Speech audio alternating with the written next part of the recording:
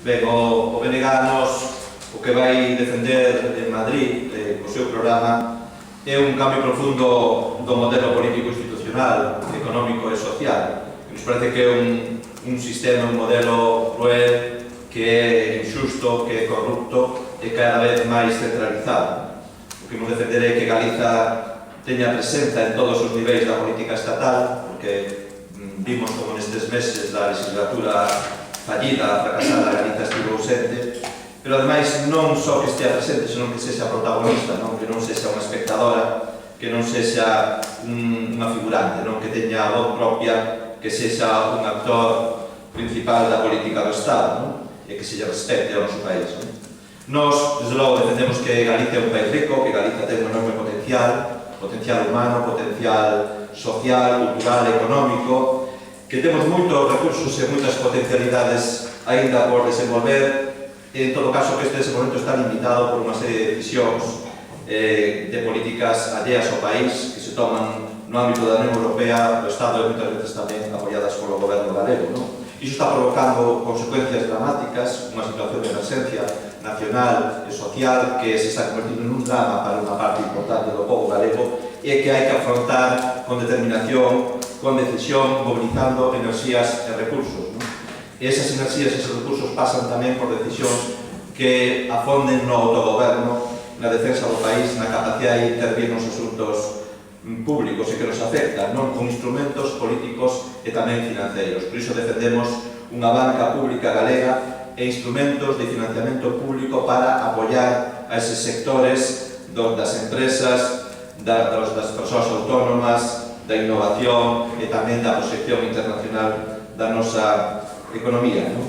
E defendemos tamén mobilizar o aforro galego a favor de todo o tecido productivo do país, porque nestes momentos estáse producindo a expulsión de alrededor de 14.000 millóns de aforro galego que van cara fora do país apoiando investimentos productivos fora do noso territorio. Tamén, desde logo, imos incidir facemos o noso programa e nas nosas medidas no apoio aos sectores productivos estratégicos, sectores económicos estratégicos do país que son vitais, son ese potencial enorme que ten o país para ese adiante, sectores además que resisten a pesar de todo. Falamos sobre todo do sector agrario e do sector do leite, que defendemos que haxa pretos dignos para a producción, pero tamén apoio para a transformación, para gañar valor engadido para eses produtos e tamén a esas formas de economía social que ten o país para organizarse, para defender a súa economía no agro galego. Tamén o apoio ao sector pesqueiro, neste caso a un reparto equitativo e xusto de cotas para a pesca galega, tamén o saneamento e protección integral das nosas rías e concretamente aí facemos unha mención especial ao caso de Ence na ría de Pontevedra, a necesidade, a defensa da derogación desa prórroga de 60 anos e o traslado desta factoría contaminante da ría de Pontevedra. Tamén incidimos no apoio a outros sectores como o sector da construcción naval civil nas rías de Ferrol e Vigo ou o sector do monte, o sector forestal, onde defendemos a súa diversificación de usos e aproveitamento, aproveitando a transformación, por exemplo, da madeira en sectores como o moble, que ten que ser tamén sectores estratégicos de futuro. E como falamos de futuro, falamos tamén dun aspecto fundamental que é o do coñecemento e da innovación.